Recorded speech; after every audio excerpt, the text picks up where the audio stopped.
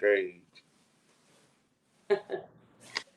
Hello, everybody. Welcome back to the Southern Comfort Podcast. If you don't know, now is the time to get to know me. My name's Keeta King. I'm your host, and I come on every Thursday, which is going to kind of change a little bit the upcoming weeks from every week, every 2 weeks.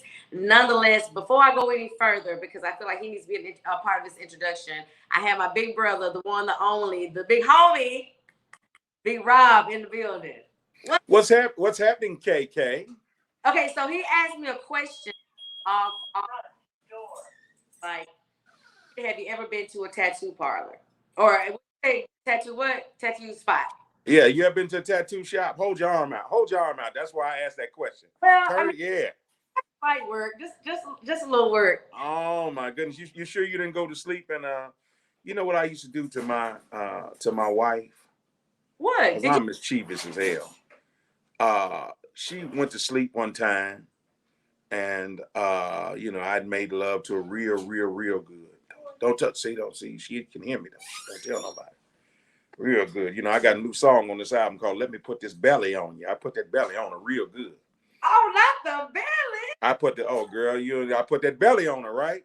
But then when she was asleep, I don't know what the hell made me do this. I reached over on the nightstand because I reached over on the nightstand. You reach around. Reached around, and I pulled out my Sharpie magic marker. Okay. Yeah. And while she was asleep, I just was writing all kind of stuff. I love you, and I wrote it backwards and stuff. Fellas, don't try to be me because you will never be that. But I wrote I love you, and can't live without. I wrote all this stuff all over. And when she woke up, I guess she went, of course she went to go take her shower. And when she stopped in the mirror and looked and seen that, oh Lord have mercy. Did she what did she do? Did she panic? Or did she just like rush you real quick and like jump your bones and give you another chance to put your belly on her? Like, how did that? No, I also have a song on this new album called Black Woman Magic. She came in as sexy as she looked, completely naked, but she had them dukes up like, I'm gonna kill you. I'm going to kill you. You know what I mean? But then of course I had to make sure that all the ink and stuff I put on her came off, so I had to go get in that shower with her and rub her down and soap her down and rub her down and all that. So something about this feels premeditated. No, I was just thinking. I got records to sell tonight, so I wanted to be entertaining. How y'all doing? It's your man, the BIGG. Here's the new Big Rob album, Vintage. It's on sale everywhere. If you don't have a copy, I don't know why you don't. Do I need to bring one to your house? It's my cash, yeah. I don't. I felt like the introduction we could do together because first of all, okay, so I gotta say this, I gotta get this out. Okay, so I'm traveling to Mississippi, right? Yeah. I'm talking to Big Rob. We on the phone. We can't never just get off the phone. We gotta talk. We gotta talk. So I tell him where I'm staying. He goes, look, where are you staying? So I tell him, honestly, in my mind, I'm thinking, he's not gonna know where the hell I'm staying. I'm just gonna tell him, but he's not gonna know. He says, okay, so you don't want to stay on the first floor. Make sure you stay on the second floor. And when you walk in, it's gonna be this whole balcony. You know how the rich people had it? Like they stand over the balcony and look down. I'm listening to him because I listen. But then we got another 100+ miles to go. So it all kind of goes out the window. I get to this place, forgotten everything he told me. So I check in, they give me a room. I look at the key and it says room 1 something. Didn't think nothing about it. Because honestly, Rob, did not think that you knew exactly where I was going to be staying.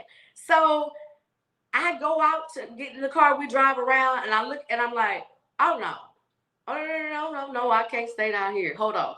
So I tell my son, I'm like, nope, you can park it here, but we're going back in. I got to stay upstairs. And it dawned on me. I was like, wait a minute, what did he say? So as we walk in, everything you told me. Yeah.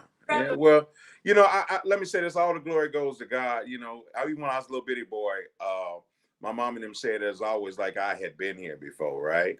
And but in that case, I've stayed at that hotel, that specific one, several times.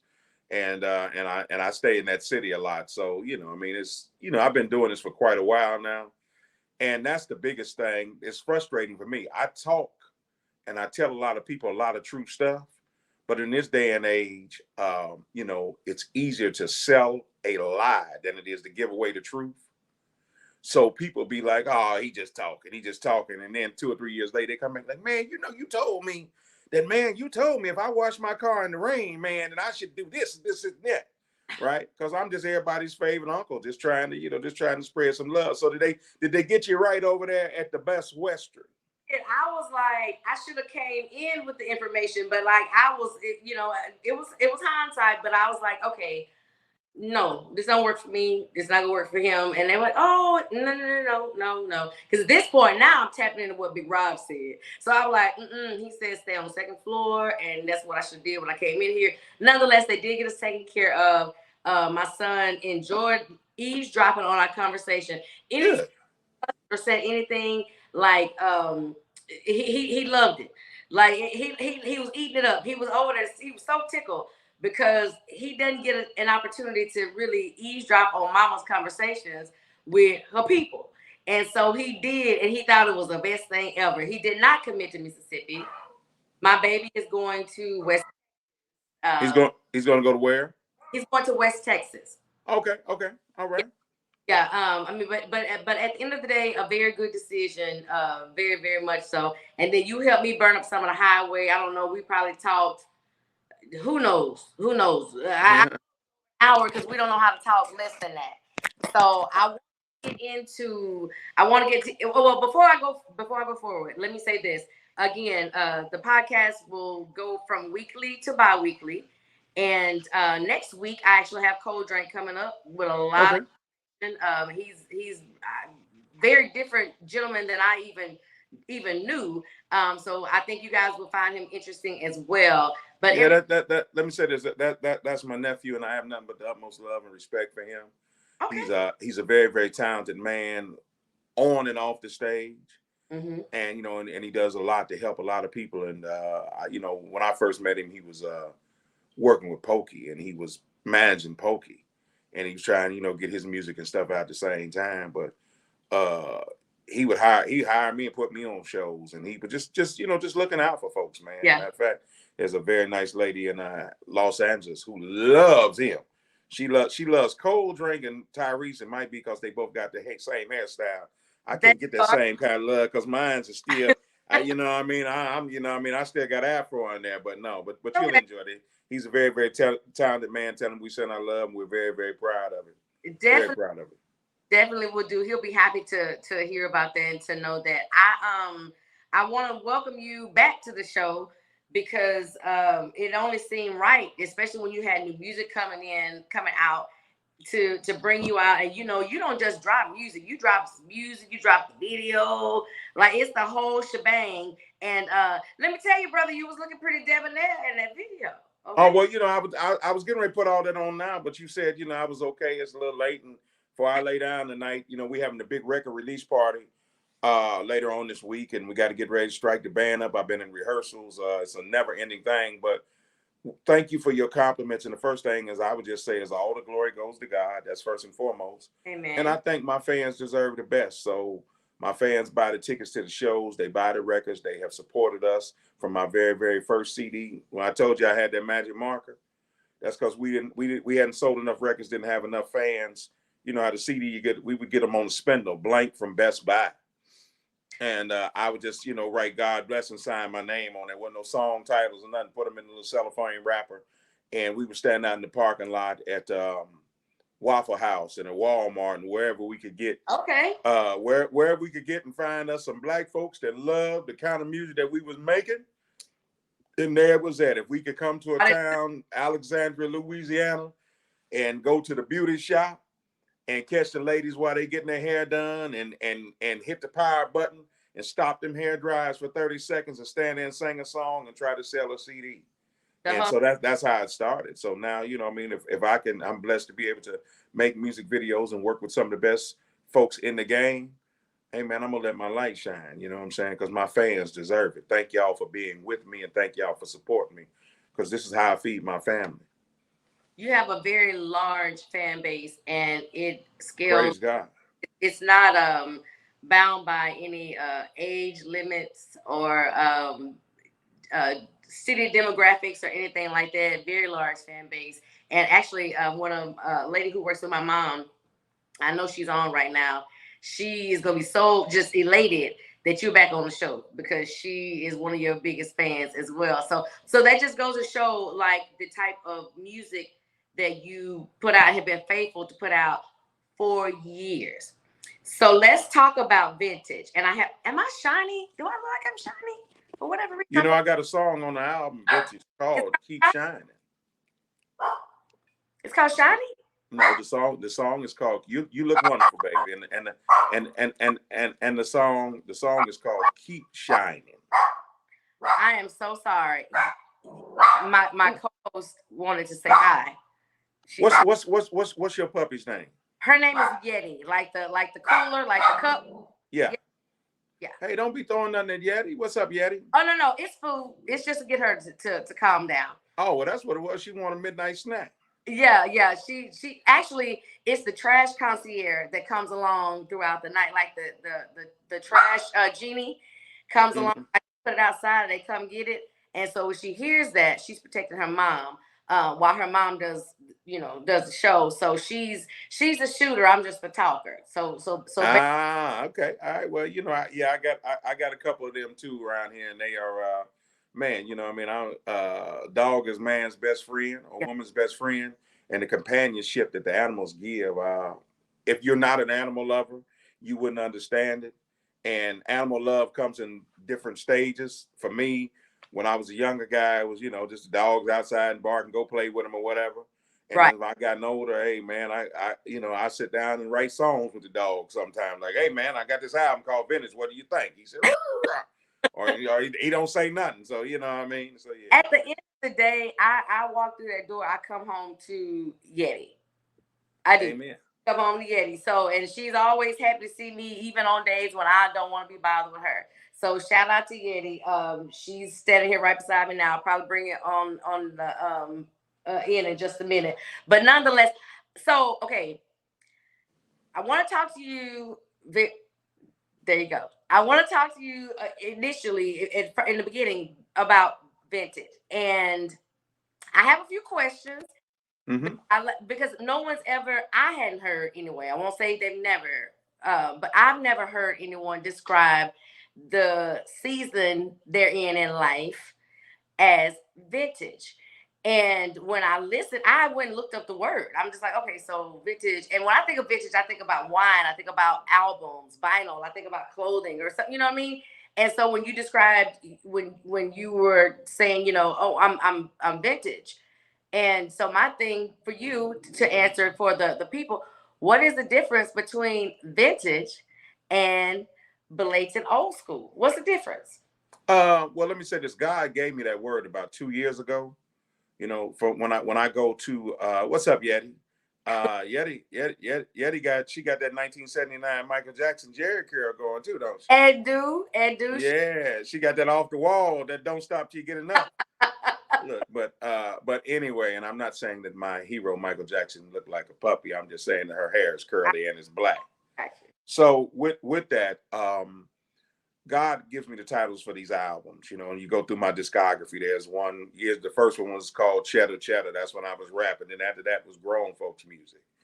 I started my group, The Problem Solvers. I did this album called Every Woman Deserves to Be Satisfied. Then we got albums called 8 Tracks and 45s, Good Music, Fantastic, Showtime, Soul Prescription, okay, blues, soul, and old school, juke joint music. So he gave me the vision for this album called Vintage.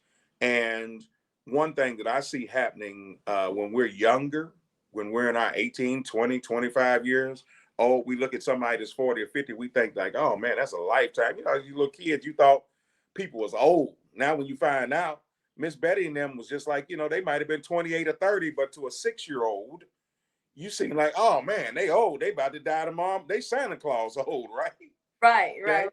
Now what we find out is that once you do get older, even the young folks, it seems like the young men are graying earlier. Okay. And it seems that it's the 50, chicken. huh? I said it's the chicken. Okay, well, it might be, you know what I mean? If it ain't getting cooked in the sky, if it ain't cooked in that cast iron skillet, been marinating, grandmama and secret recipes in there, it might get you every time. Okay. Right. Right. But so as we're getting older, 50 and 60 is a new 35 and 40. When I go to the club, I'm seeing guys who are much older than me, who I know they've been here for a while, and they out there and they got on they fresh outfits. Of course, hats is in style, so we all got on them big hats, and a lot of them guys, they going complete gray with the beard and whatever it is, but they still moving and they still have the spirit and the heart of a young person, Right. and the females as well. And so with that, rather than call us old school, rather than call us throwback, I just choose to call it vintage. And so I wrote a song about that. Sometimes I wear sneakers, other times it's Florsham shoes. Because that's just the way grown men do. I've been here for a while and I'm not ashamed to say all my children is grown and my hair getting gray. See, I work hard. flex for me. That's the flex for me. All my children are grown. And I mean, I got some gray hairs in these locks. Don't get me wrong, but like that's a flex for men and for women. And I'm glad that you mentioned women, because one of the questions I've had for a long time is, we don't necessarily we have words like, we go through seasons of, at one point you're a MILF. Everybody knows, kind of should know exactly what that means, and then Right. go from that to a cougar, and then somewhere along the line you're auntie, and it's like, we don't have a word like vintage. Vintage sounds so debonair, so exclusive, so like so It's what we're saying with a lot of words can be said simply by saying this. It is the appropriate title for folks that's anywhere from 35 to 75 or 80 years old that feel good. And as I say in the song, you work hard so you can play hard, right? You work yeah, hard so you can play hard, because now there's folks who, unlike their parents who may have never left the city limits, folks got black cards, they got gold cards, they got credit. They've been blessed. They've been able to get their hands on a nickel or a dime. So, it's not uncommon to see folks that say on Friday night, man, I'm going to Vegas for the next 2 days, or I'm going whatever it is. Or people out here having a good time. yep. With COVID, one thing that we found out with COVID was you couldn't go to the club and you couldn't be around people. So you had to quarantine in your home. So people have made their homes be the new clubs. Right. So folks done stocked up the bar. They done went out and got them a green egg or a better barbecue grill. They done learned how to cook a little bit more. You can go on YouTube. So you don't have to go out to the seafood restaurant to figure out how to make shrimp scampi. You can Google that. And even the fellas can do that. Man, you may not know how to cook, but you can Google and figure out how to do it, right? So it's a movement. I'm just saying it's a movement, and I hope to be a leader of that movement. And then once you get to a certain age, here's the downside of it. These gray hairs, they represent a couple of things. One is that it's wisdom. That's a gift from God, right? Right. On the negative side, hey man, it also means you done buried some folks that you love. You done been through some stuff. You might have been to the doctor and got a bad report. He done told you, hey man, you got to cut back on that fried food, man. You got to take this pill. You got to do this. You got to do that. So you've earned some of this, right? You've earned some of this, and folks are living longer, right? If you take care of yourself, you're going to be around a lot longer. And so we look at that. We still see Frankie Beverly and Uncle Charlie Wilson and Diana Ross and Smokey Robinson. They still out here getting it, man. You got what I'm saying? If you've heard that Curtis Blow, Grandmaster Flash, Run DMC, Eric B, and Rakim, Salt and Pepper, and Missy Elliott was getting ready to do a show, would you go to it? Who going? Me. Exactly. So, but they ain't young as Glorilla. They ain't young as the baby, and I'm, what I mean? So what you saying? The two hottest shows that came out in Black America for the last 2 years has been New Edition. First, it was New Edition and Jodeci and Charlie Wilson. Now it's New Edition, Keith Sweat and Teddy Riley and Guy, right? Mm-hmm. So with that being said, we vintage, own it. Play my song over and over. Please come get the album. This is what it looked like. Download the song, let the video, and enjoy it. And if I look pretty good, Keeta, with that long, beautiful, voluptuous red coat on, Oh, indeed. and them red Chuck Taylors, girl, oh my goodness, with the matching band around the head, that's grown. That's what women like you. That's what gets y'all excited. Yeah, yeah. Because honestly, like there is something very attractive about a gentleman who is able, who a bearded gentleman who wears it well and got that salt and pepper like kind of just spread out throughout, or maybe solid. You know what I mean? And it's just like, ooh, okay, yeah. Like Well, you know what that is. I'm speaking for all the grown men out here. huh? It's because I'm speaking for all the grown men out here right now who fit into that mold, because there's a lot of us. We've done it wrong enough times to learn how to do it right. Okay. 11. Okay. So when we were in our 20s or early, you know what I mean, we may have not paid enough attention to what it was that you like. We may not have paid attention to first of all, when you're younger, man, you trying to go get it. So if you got a good job, you trying to get all the overtime you can get. Now, as you get a little bit more seasoned situation, you should enjoy the fruits of your labors, right? And Absolutely. you should bless those around you. And it's called wisdom. Knowledge, anybody can get knowledge, but wisdom is a gift from God. So as we apply this wisdom, and that's what it is, and that's what attracts us to each other. Don't nobody want to sit around and have a glass of wine with an idiot and all them childish games. You know, we ain't got time for that. Scripture said when I was a child, I spoke as a child, I acted as a child. Right. Now I'm grown. I put away all childish things, right? So that's what it is. Yeah. And I think I can speak for all the ladies, and ladies, I'm sure that you will chime in if I'm wrong, but I know I'm not.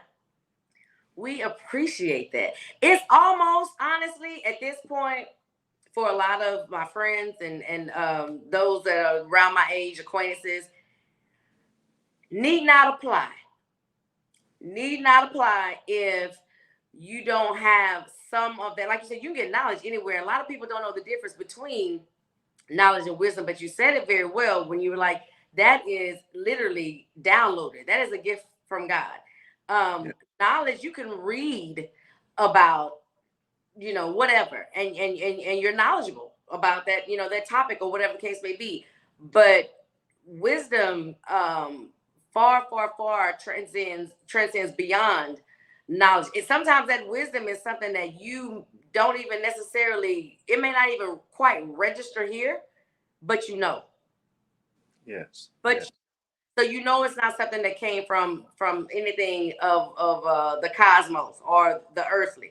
That it's something that came from something higher than us. So for us ladies, we appreciate the man who walks very confidently in his vintageness. Is that a word? Vintageness? well, you just, yeah, you just increased it. You just increased its value. Excuse me, vintageness. And let me add on to what you're saying. What Okay. about when I was making the music video? You know, I was trying to explain to some different stylists what I wanted. I ended up going to my closet and just putting some things together because, most they all want to change the way I look because I'm a plus size guy. So when I go make the music video, the video guy, he wants to show me for 6 seconds, then show something else. I'm like, put the camera on me. Mm-hmm. And it's cause I ain't never seen no fat guys that was a star before. So it's not so much about being a star, but I represent a movement, man. I represent a movement of the plus size guys who made it. I represent a movement, the fathers and the grandfathers and the black men who came up out the hood drinking MD 2020 and Thunderbird and shooting dice and skipping school and coming up the rough side of the mountain, and we still here. And Right. most importantly, when they see the video, I want a young brother who's 28 who might be a little plus size and he got to go to the DXL store because they don't have nothing in his size at the one place. They got all the skinny guy suits, which, Mm-hmm. by the way, they got something going on with the new suits that's out that they're not even true to the sizes they used to be because they're doing what they call the slim fit. Yeah. So, what I mean? So all that, and what I call the ball huggers and all that. I'm a grown man, I don't need to smother myself in any way. Mom huggers. Yeah, I mean, I don't know what that's about, what I mean? But that's the style and that's fine and that works for them. But, Yeah. I want to inspire the young brothers out there too. Hey man, it's okay. Go on and get you a nice Stetson hat. Go on and get you a Dobbs. Go on and put that on, man. You know what I'm saying? And we seeing that. We're seeing that. Like I was out and we saw people going, kids going to the prom. And it was amazing to me because they were going to the prom and they had on their skinny suits, but they were dressed up very nice. Now they flip on as of course is, the suit with the sneakers, right? Right. So, but that's okay. Put on some clothes. You know what I mean? Put on. I'm quite sure there's a lot of young brothers out there who don't even know how to tie a tie. I was tying the tie while we were making the video, Yes. and the camera guy was like, "Man, I ain't seen nobody do that." Oh man, I mean, I think I remember my granddaddy did that. Yeah. And I'm like, so just tying a tie, that's a lost art. Now, come on, man, we got a problem now. You know what I mean? Like, because that was, but that's just different. Times that moved on. If you got a whole generation of guys who ain't wearing nothing but jeans and sagging, and they ain't wearing no ties, right? Right. So the need to know how to tie one is now thrown out the window. So that's what I'm trying to do back with the music and just with the movement is just continue to try and inspire my folks, Keeta. That's all. So that's what the title track was about. And I also believe that every song on an album, if the album is called vintage, then I believe that the songs should have a vintage, you know, I'm not using the word, the best way to explain it, just it should feel vintage. It should have tones and remembrances and reminders of soul music. And so when you listen to a Big Rob record, it should be some funk on there, like you was listening to the Gap Band or Zapp and Roger. It should be some pianos on there that sound like, man, that sound like something Johnny Taylor or Bobby Womack would have done. Because I'm also carrying with me, I also get to walk in the footsteps of all those who came before me, and I'm also carrying those who are behind me to the next level as well. I got you. I love that. And it also takes away the stigma of aging because, you know, in other cultures, I'll just say Africa, for instance, it is an honor to get, to get older. I mean, it's you literally like pay homage to those who are older than you, and it's Yes. like it's such a privilege and it's so highly esteemed. And in Western civilization, it's not that. It's not as much so. And I've been guilty. I just crossing over from 30 to 40s. I'm just like, oh my God. But I'll be honest with you, I would not trade my 20s, and my knees were better and everything. I would trade my 40s for my 20s or my third. I wouldn't, just because I have so much more wisdom. And so when you release a song like Vintage or an album like Vintage, it gives people who may not be where I am, who may not be where you are, it gives them the okay, like, oh, I can walk in this shit. Like, yeah, this is this is all right. This is me. This is the season I'm in, and I'm gonna embrace it, and I'm gonna love it, and I'm gonna do it, and I'm gonna do it to death, or do it to life. I'll put it that way. Do it to life. So thank you. Well, thank you. And I have to tell you that there comes a time that eating fast food, is just convenient. It's what it is. Drinking soda, all that stuff, man, is good. Grab a bag of chips and some donuts and all that stuff. As you get older, that stuff becomes less and less fulfilling. And you hunger for sitting down getting a good meal. You hunger for quality time with your family, right? Because we all only getting so many clicks on the clock. So with that, and so if we can inspire people through our day-to-day step to want to hang around here a little bit longer. And I think that's a big trick. I don't think that in our communities, the concept is, the old folks don't talk to the young folks and the young folks don't talk to the old folks. And there's that paranoia, right? Right. Because it's a paranoia. So, but what I found is that when I'm at the barbershop, there's the young brothers in there, and there's the old heads, and there's guys, and there's old. I'm probably in the middle. There's gentlemen there that's 80. There's cats in there that's 20. There's the 24-year-old brother who got two sons that he's dropping off and sitting there holding their hand while they getting their hair cut for the first time, right? Right. And we all are able to fellowship. Now, what I did find from my younger brothers, who I call my nephews, is that they're a little upset with the older generation because the older generation constantly doesn't want to talk to them. They want to talk down on them. Hey man, y'all don't do this, y'all don't do that, y'all don't do that. So I learned we have to, as we get older with our wisdom, is we should be a little bit more gentler with them, because we have been here for a while. And a lot of this stuff is new to them. And even though we may know how some of this is going to work out, right? We know how some of it's going to work out. If you don't pay your light bill, for those of you who don't know, if you don't pay your light bill, you think you're going to keep hitting the switch, it's going to be on. For those of us who thought that foolish shit, I'm here to tell you, they're going to cut it off at some point. Yeah. Right? So we know some things, but the big thing is, how do we get the things that we know into the younger generation's mind, and so that they can apply it? Because I think some of them are a little bit upset because they know that we got some of the secrets to the path and nobody is taking the time to teach them. So I'm just putting that out there. That's one thing I do, with all my young nephews and nieces out here in the Southern Soul business, man. If it's a question I can answer, then I just try to give them the best answer I can possibly give them, and just try to be a listening ear. Because I remember somebody also had to do it for me. We all had that first day where we went to school, right?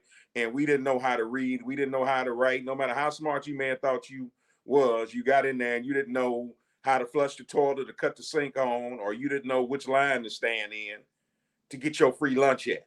And somebody had to show you too, right? Right. You got on a bicycle and nobody just got up there and just rode it. So somebody was back there, either put the training wheels on for you, or they was behind you on that bicycle ready to catch you.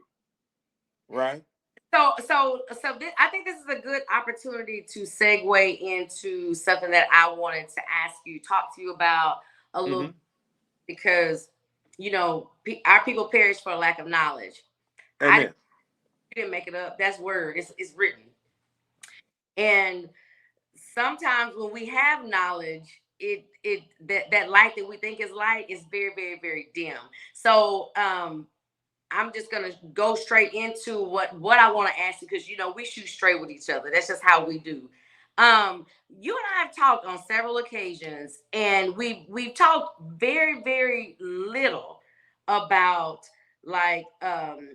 just litigation in regard to the industry, the music aspect, or the legal and the business aspect of where we are in regard to publishing, in regard to writing, in regard to copywriting, all those things. And I'll be honest with you, I learned from you, because there are a lot. I'm behind the learning curve. I'm not a singer. I'm not. I spun records, just to take it old school. But I understood a lot of things in regard to radio. But as far as the business aspect, I did not understand. So what I've learned, and I still don't know everything about it, is you actually have been at a place where people, those coming behind you, as you said, you're carrying them on your shoulders on through, they could really, really learn from your life experiences as an artist who has been, who has actually had to go before the judge in regard to a legal situation in music. So right. I want to talk about that. I'm gonna tell you why. Let me say this, Keeta. I done got old now, so go on and ask the question. I remember I was at the high school dance. And I was like, because I want to see if because I was just thinking. She said, "What you want? My phone number?" I'm like, yeah. What's your question, baby? Well, I have to give my disclaimer, Big Rob, because this is my show. So I have. I'm sorry, shit. I'm over like, girl, what you trying to ask? You done got my mouth all watered up. I thought you was going to ask me to give you a French kiss. Yeah. What is it? I have to give my disclaimer. So with no further ado, let's cut to the chase. I know that you can actually Google it. To be honest with you, you had it was an issue that you had with who we know, God rest his soul, as Bishop Bullwinkle. Okay. Yes. And stop me when I'm wrong.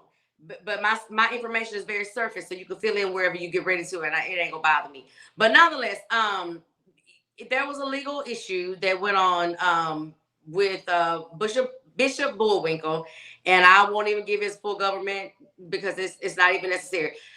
This was like you wrote a song, Looking for a Country Girl. Yes. Okay. That was like 2012, 2011, 2012. okay.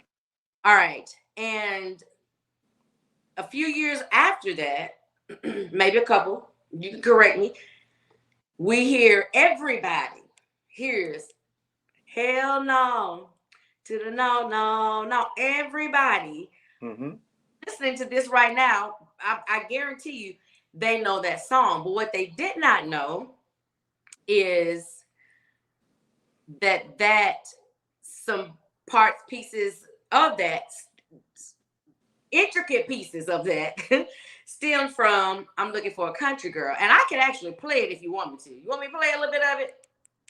Sure, go ahead. All right, here we go.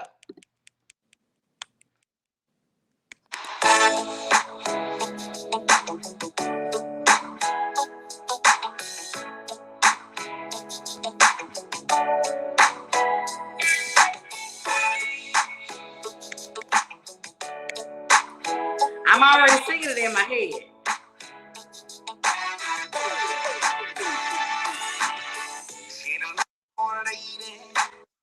The special kind with a real good heart and a real strong mind. She can't nervous. You wrote that for me. And she can't be too cute, y'all. She get on her knees and pray. Now she ain't got to wear that makeup on her face. Ain't got to have all that hair. No tiny, tiny waist.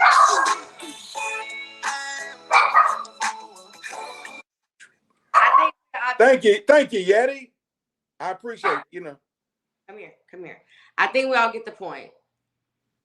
So you right. Now play hell no to the no. I got you. And then I'll speed the story up and tell you what happened. Play hell no to no. Okay, I got you. Just 1 second.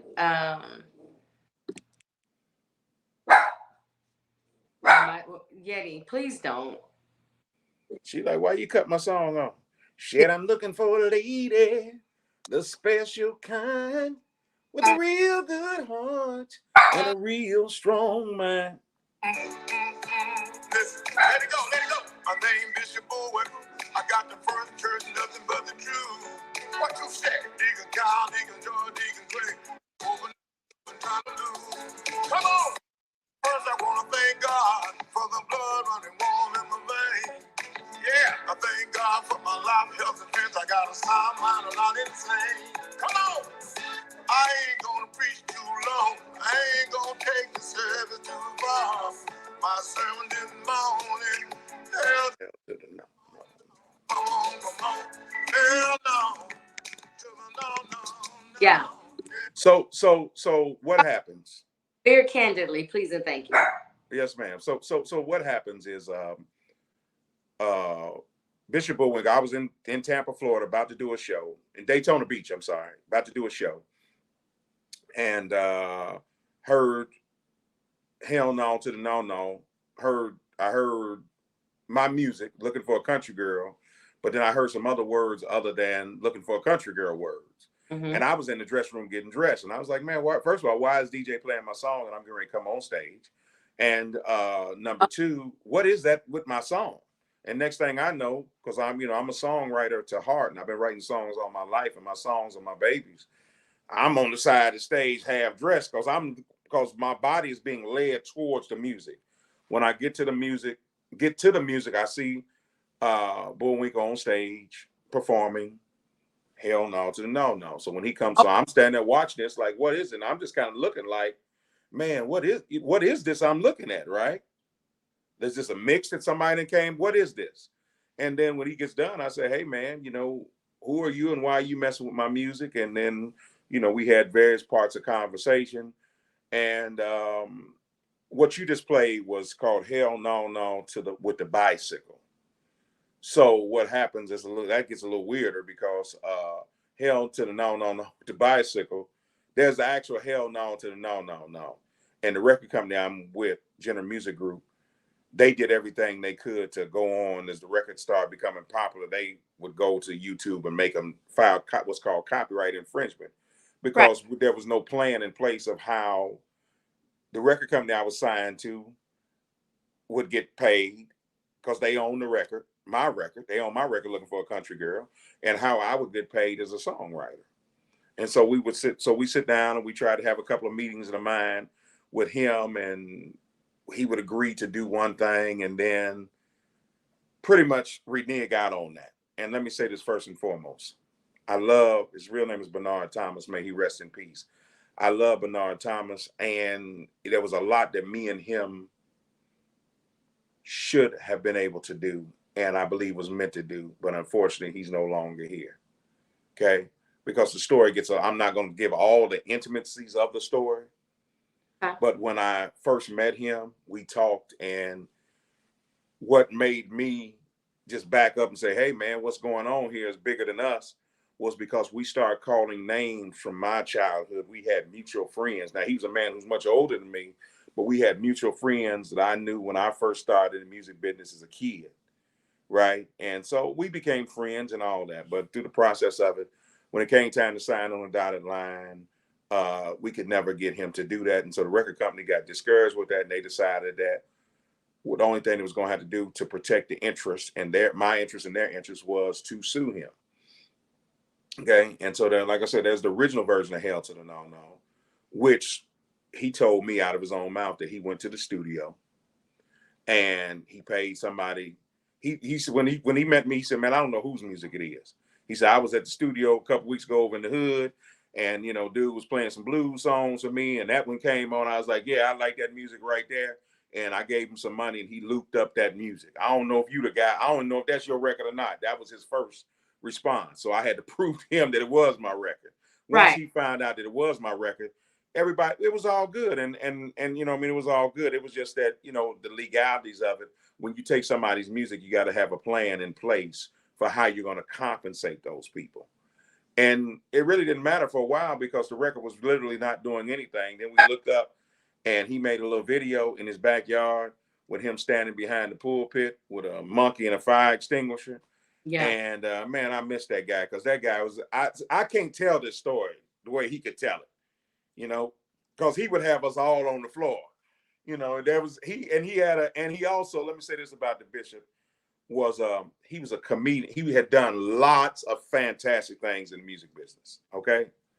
The biggest thing was that with Hell to No No, we didn't handle our business in the beginning. And then once he made the record, I never went to the studio with him. I found he used my music and I didn't know anything about it. First time I know it, he's on stage performing. Hadn't called, didn't say anything. So I'm like, okay, well, we can kind of get past that, but we got to put something in place. Wasn't able to put it in place in a time enough fashion. During that time, all of a sudden, I don't know what happened, but the record blows up. It goes viral. As we all know now. Now it's a meme. Now it's a ringtone. Now it's everywhere. Mm-hmm. Catches me by surprise, catches him by surprise. Next thing we know, we still don't really have anything in place. So the ultimate thing was we had to go cordial and friendly and talking and all those things. The day I can remember where I was at. I was coming through Tennessee, and my son, who's my drummer, said, "Dad, is this true?" I said, "What true?" And he said, "They on Facebook saying that the bishop is gone." I said, "What?" And yeah, I mean, like, that broke my heart, you know what I mean? Because just good guy, had nothing but love. Now, let me tell you about people. People get in the middle of it, and people pick sides, and people hype shit that they shouldn't hype. Okay, and they speak about things they shouldn't speak about. So there was all kinds of rumors that floated around that I didn't like him and he didn't like me. Okay, that's about the farthest thing from the truth. I see. And the biggest thing that broke my heart, other than losing him, because I just talked to him, was then I started getting the phone calls from other producers that he had worked with. Now, I never went in the studio with him, right? He took my music, did what he did. I wasn't there for that part of it, okay? But because he took my music, that automatically makes me part of the writing of it, right?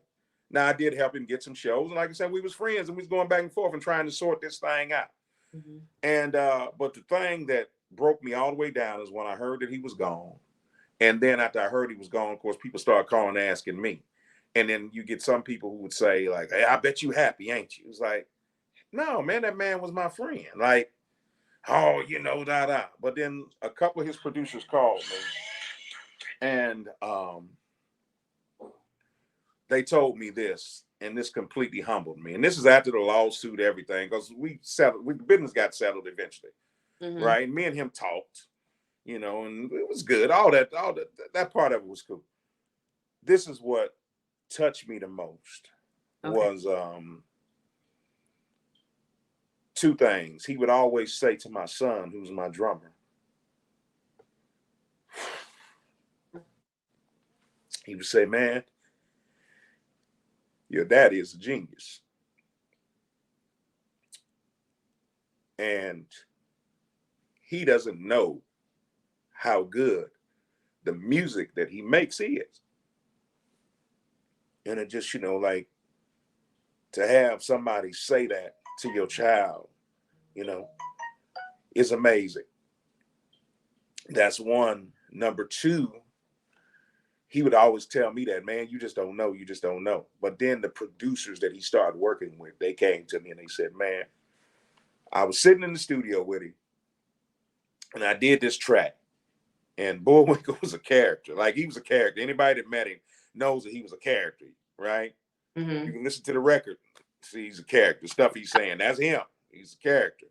Yeah. Dude said, man, I cut this track for him.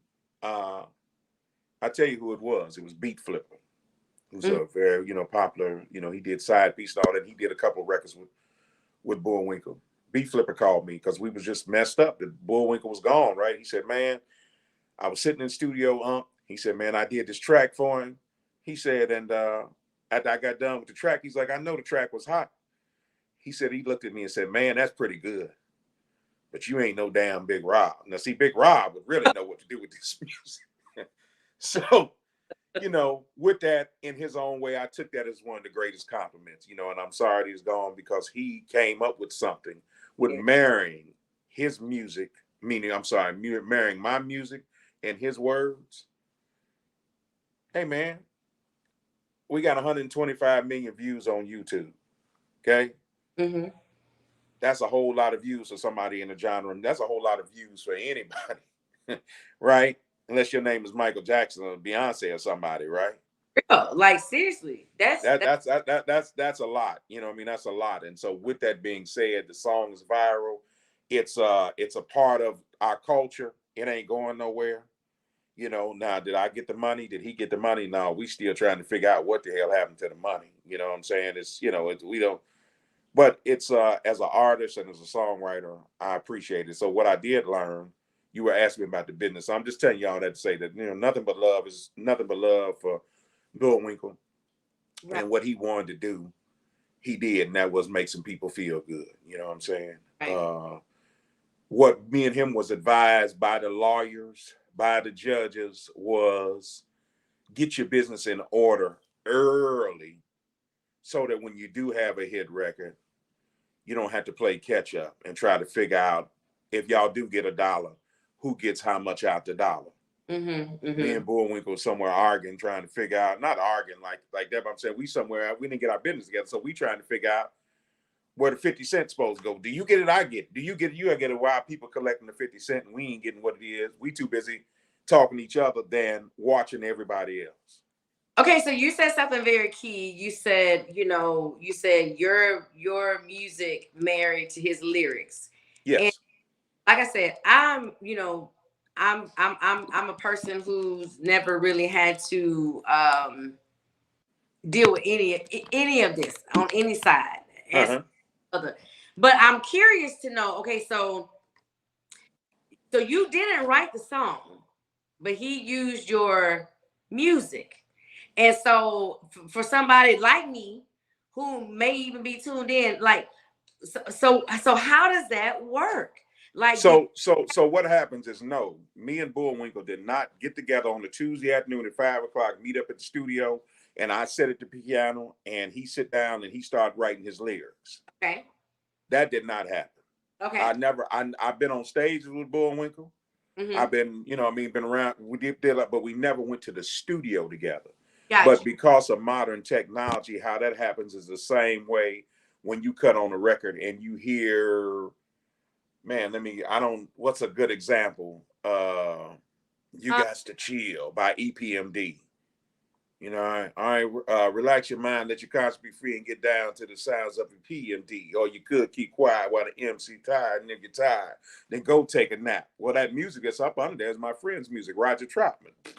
More bounce, boom, boom, boom. Boom, boom, boom, boom. More bounce, right? You're right. Or De La Soul. It's just me, myself, and I. And they got the music to Knee Deep Parliament in it, right? Yes. Okay. So what happens is through technology with sampling, and the real word is that what they did is they sampled my music. So he went to a studio, somebody took my record, played it into a device, into a machine, okay, said we want this part of that record, cut, copied, and pasted that, looped it over and over and over again, and then he started saying, my name is Bishop Bullwinkle, over top of the music. So even though I wasn't sitting there physically making the music, he chose my music to spit his rap over. You understand? And when he chose my music to spit his rap over, that he married them both together. Then what happened after that, and the judge explained this to me, was like the version of it you just played is not the original version. Do you want the original version? Huh? Do you want me to play the original version? Yeah, play the original version. Okay, so let me go back to it. And so what happens then is, in the process, he gets some people in the business who tell him, say, well, man, if we go make a version, we can make a version. He hired some guys to make a version of music for him that felt and seemed like my music.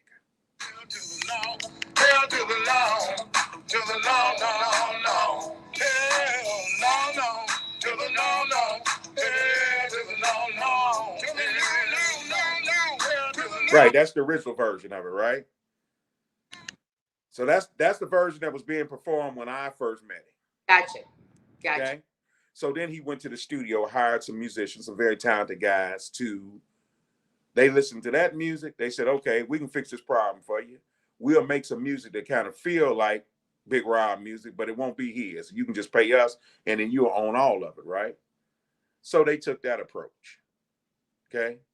Well, in a legal term, that's what's called, as the judge and them explained to me, and the law explained, that means that version is a derivative. Mine is the original, right? And since they made something that was kind of similar to mine, they made something kind of similar to the original, so it's a derivative. Just like you're a derivative of your mother. Your mother's the original, you're the derivative. So now the song is having a baby. Like an offspring. Absolutely. So now it's a derivative version. Okay. And the judge asked me, why would they do that? And I said, well, I don't know. I wasn't there. He said, well, they did that because they were trying to keep from having to pay you. He said, and that to me is what means that they're guilty. So to fast forward all of it, what ends up happening is we have to go to court. And the record company and myself, we won the court case. And one of the parts of the court case was that any and all versions are held to the no, the videos, the songs, the derivative versions, whatever it is, then I now partake. I'm co-owner of all of that. Okay. Because mine was the first version was the original, and after that it keep having babies and having babies and having babies and having babies. So the legal question is, how do you keep from going down this scenario? And the biggest thing is that the music business is real interesting. Like if you go and say, I want to re-record ABC by the Jackson 5, if you get a license from them, it may just cost you like virtually not much at all.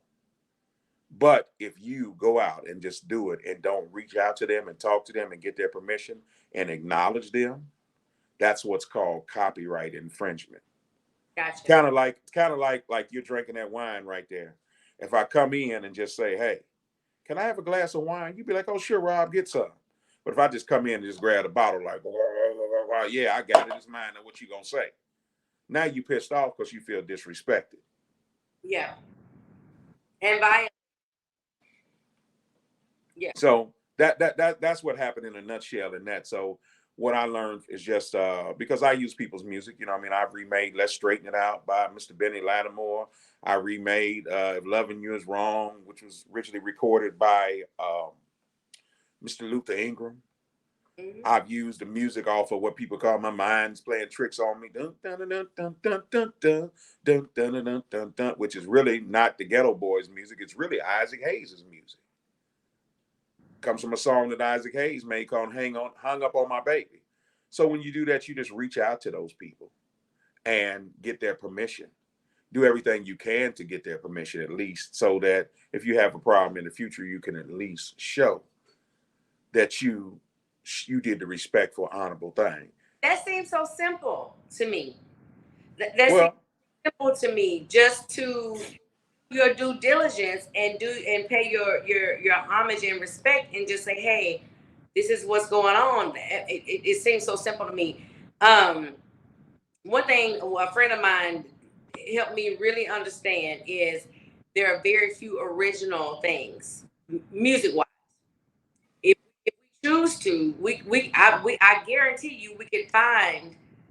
He showed me that you can find there are songs that very few things are original. Here's the question. Who's the original person that took some chicken, went out, caught the chicken, feathered the chicken, right? Seasoned it up and put it in some grease. Good point. That part. Right? So, you know, so we got Popeyes, we got Churches, we got KFC, right? It's, I guess, you know, none before we had all them others, we always had KFC, right? Yeah. Okay. So, and they all are relative. And then we got the way you do it at home, the way my mama did it at home, the way Aunt Betty do it, right? But it's all relative. So yes, it is all bouncing off. And this whole thing of using other people's music, it's a part of our culture. It's a part of our culture. You know what I mean? It's most definitely, since rap, the one thing that hip hop, there were always what they call cover songs. But with rap and hip hop coming in, they invented a whole new culture. So, you know what I mean? So if it's a Snoop song that you love, walking down the street, smoking Indo, sipping on gin and juice, right? Yeah. What's the original groove of that song is watching all the ladies go by watching you by a group called Slave. Or the song off of Nothing But a G Thing, that music is really a song called I Want to Do Something Freaky to You by Leon Haywood. Yes. Right? Or you down with me? You down with OPP? Yeah, you know me. Well, that's really ABC. It's the easiest 1, 2, 3. It's really that, right? Blows my mind when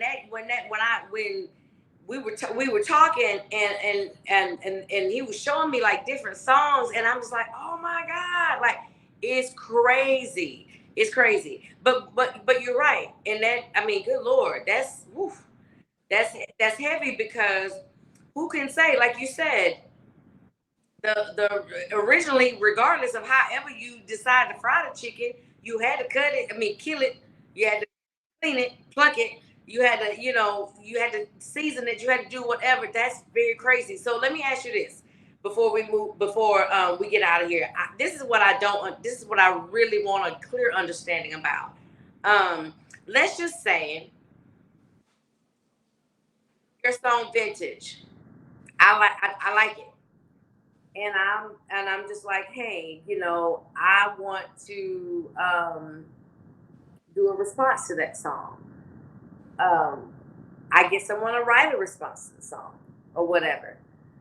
And I'm just using Vintage because that's what we're talking about. How exactly does that work? Because that makes it even more complicated because you have the person who wrote the song. It's your song, but I sang it. That's 3 different parties. How does that work? Well, the way it should work is everybody kind of sits down and breaks bread. Like what's been on the news for the last week is this kid, Ed Sheeran, right? Who's got that song, well, I can't tell you the right. I think it's called Lost Without You or something. But the song sounds very eerily reminiscent to Marvin Gaye, Let's Get It On. Mhm. Right. And so with that being said, the bottom line is just sitting down trying to get clarity. Now, in our hood, I don't know how they do it in other neighborhoods, but in our hood, we also got this. You see a lady rocking a hairstyle, and you say this with one hand on your hip and kind of grown woman is just, oh, I see what she's trying to do, but I can do it better. So you saw her rocking a hairstyle. You then take that thus hairstyle to the next level, right? And sometimes when we take things to the next level, people don't even know where we got the inspiration from. So in that case, if people can't clearly see where you got the inspiration from, then you was inspired, and hey man, she inspired you to be better. Okay. Right.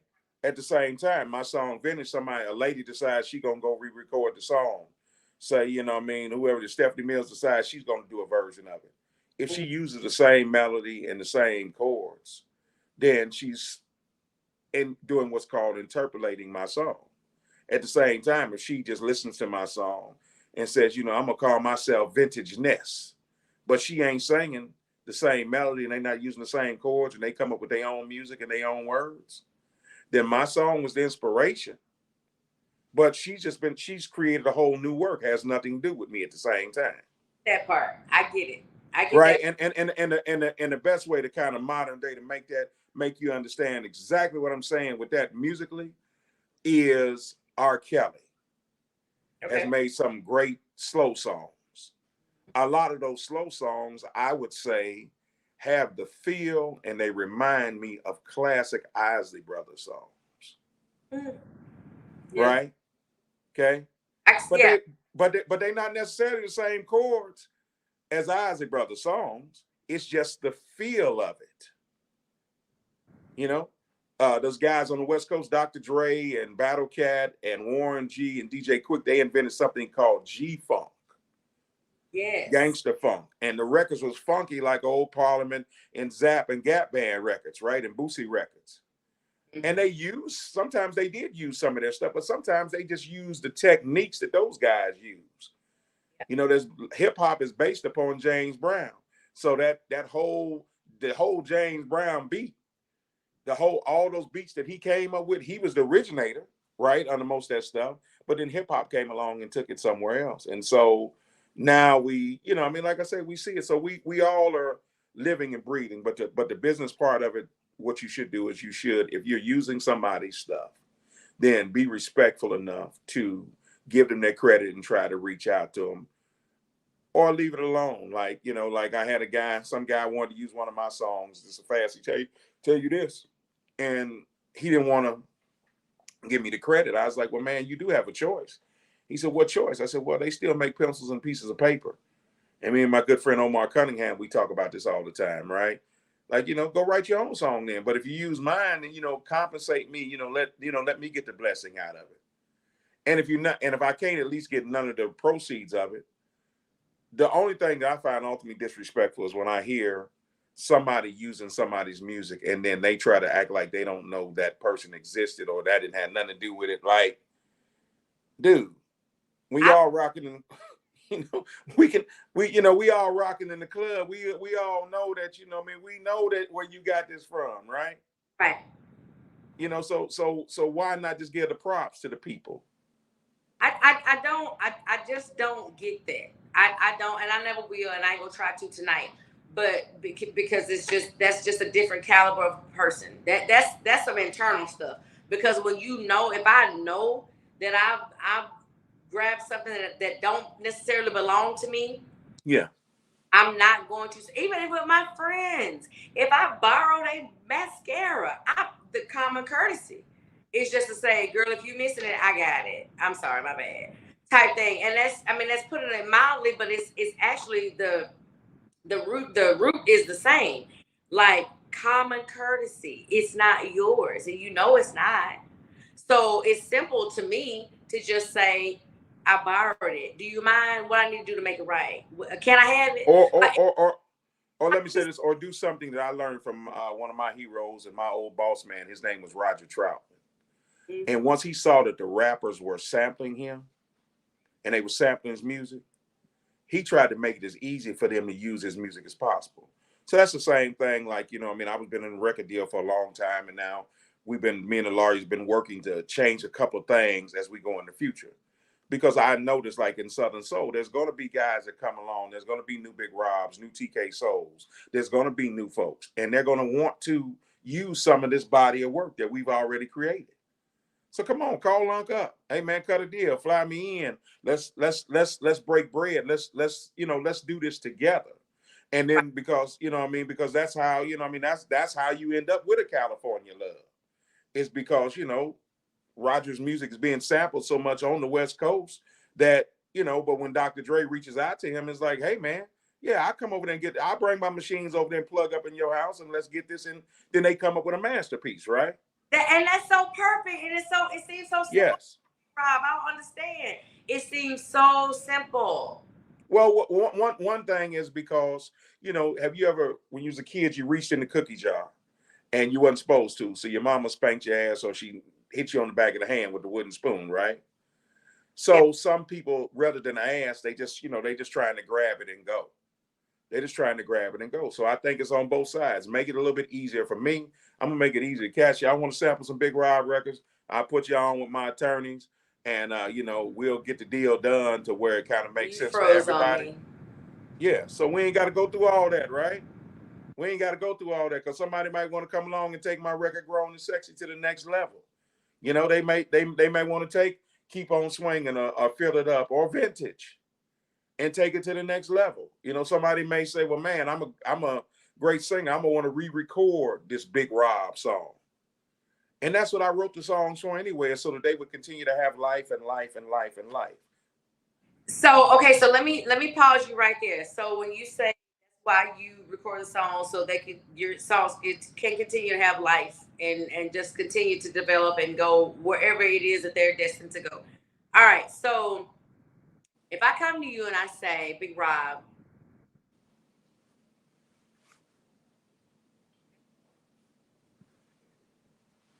and I'm like, okay, will you write me a song?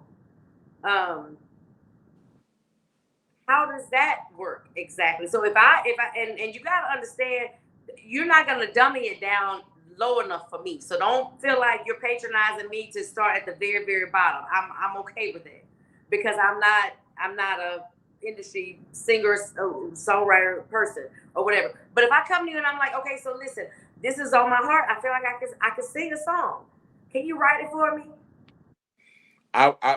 Because of the way my schedule works, I may not be able to, but I would at least try to sit down if I have time and just break bread with you and talk and try to point you in the right direction. If you got pipes like Shirley Murdoch and Whitney Houston, right? And and I'm sitting and I listen to you, which that happens to me lots of times. Like, I try to produce people who I think I can bring something to the table with. Okay. So therefore. Okay. All right. So let's just say, hypothetically speaking, very heavy on the hypothetical part. Mm-hmm. I can. And I'm like, hey, will you write this for me? Hey, you write it. And it's great. And I sing it and it's amazing. Where do we go from there?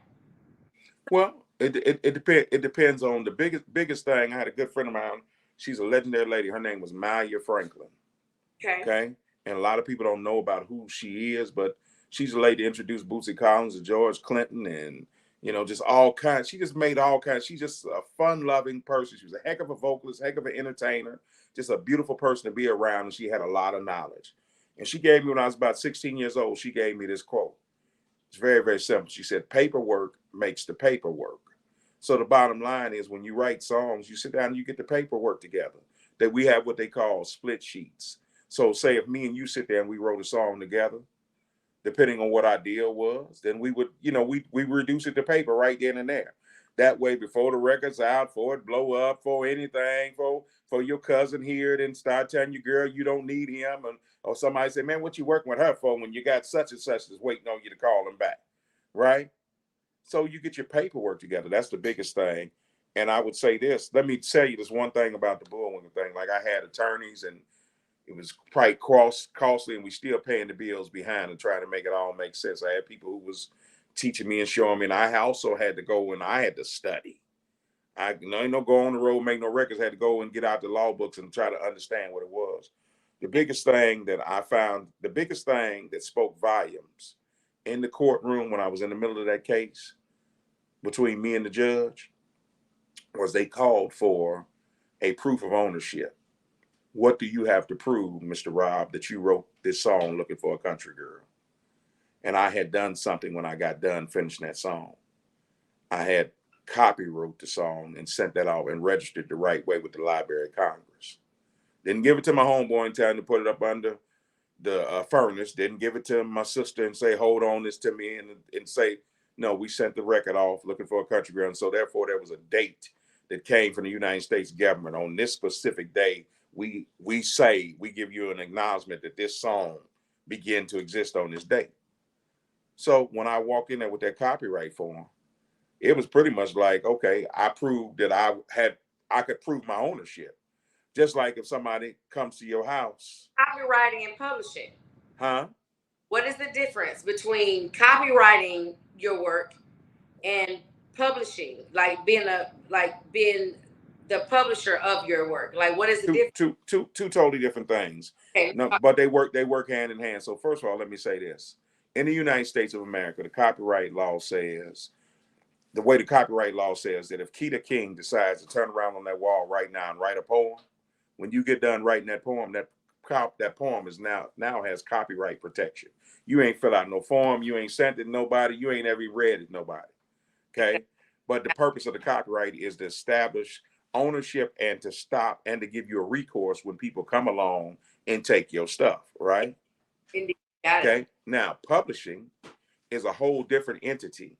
Publishing is what we have right here. The songs that was once in my mind, Vintage and Black Woman Magic and Happy Hour and all the songs that's on this album, they was once just floating around in my mind. Now I've gotten them out of my mind, I've recorded them, and I put them in what's called a tangible form where they can come to your house and be played. They can go to Israel and be played. They can go anywhere and be played, right? So now those songs have been published. They're now in a tangible form where people anywhere can digest them. Okay? And so now they've been published. And so once they've been published, now that comes into, I don't want to have a complete tutorial tonight, but I'll tell you this, that what I learned, not just from dealing with that, just from being in the music business. There's a song, let's just use one that everybody knows. My Girl by The Temptations. Everybody knows that song. It's been around for 100 years, right? It's a standard at this point. That song is broken down into three parts. The songwriter, the song publisher, the sound recording. Smokey Robinson wrote the song. I don't know who published the song, but maybe Smokey's publishing company or maybe Berry Gordy's publishing company, but we know that it was on Motown Records, right? So we know that who owns the record is Berry Gordy, but who wrote the record is Smokey Robinson. So there's some parts of that song that Smokey Robinson owned. There's some parts that Berry Gordy owned. There's some parts some other people may own based upon what deals they made on their journey, right? Gotcha. And the biggest thing that I would do, there was a book that somebody gifted me, and I just think it's a great place to start for those who really want to be serious about the music business. It's called This Business of Music by a guy named Donald S. Passman. Donald S. Passman, Passman. And just, I learned a lot from reading in that. And I don't know a lot about all this. I'm just saying, just learning how to do. I know this, that if you are a Southern Soul artist or you're a rapper, and tonight you go write a verse off the top of your head, right? When you get done, you own that verse lock, stock, and barrel. And you own it until you convey it to somebody, whether that be a record company, the guy who made the beat, because he said, hey man, you ain't got $100 to pay me today, then you got to give me part ownership of this song. You give it to your girlfriend because she caught you cheating, whatever it is, you own it. And it is protected by U.S. copyright law. I do know that to be a fact. I did study that much. But I would just say this to anybody out there. about the music business, because I'm not a know-it-all. And you can get some lawyers on here. It would be good to hear what it is they're saying. As any craft that you are putting your heart and your soul into, you might just want to study as much as you possibly can about how to make it work, right? So to be a good parent, well, hell of us, we ain't nothing about being no parents. We was probably somewhere listening to the Isley Brothers or R. Kelly or Jodeci, and we were just trying to make us a little love, get a good feeling. The next thing we know, here come a baby. So we got to learn how to wash baby bottles and clean, diapers and all that, right? And you learn on the fly. We learn, we learn on the fly, but we learn because it's something, because that's what required. You want to be a musician, you got to learn how to play, right?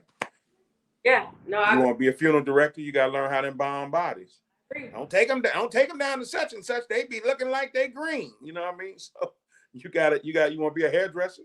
You got to learn how to do what you do. You want to be an esthetician. You got to learn what glue you can glue them lashes on with and what ones you can't. Right. So that's the biggest thing. And being creative people, and that's me, you, and everybody who's creative. It's more fun being creative than it is learning. It's more fun being creative and learning. But we watch movies like about James Brown and all them guys, right? Yes, indeed. Right. They James Brown said he wanted to be the business and the show. And so I don't know a lot about it, you know what I mean? So I'm like I said, let me get the disclaimer. I can only tell you about what my experience was. And the biggest experience I found out that even when I was in the middle of it is that everything that I needed to know, I didn't know. So I had to go get some books and go get some stuff and try to learn some stuff. You know what I'm saying? And it's vastly changing. I thought that if you just use I always heard that you could use, a certain section of people's songs and there would be no repercussions. That's not exactly legally true, So Standpoint, like even with me putting together ads and doing different drops and using people's things or whatever, like you have like so many seconds that you use before you are, and granted, depending on where you are, people may not never even come for you. But I knew just to be safe, if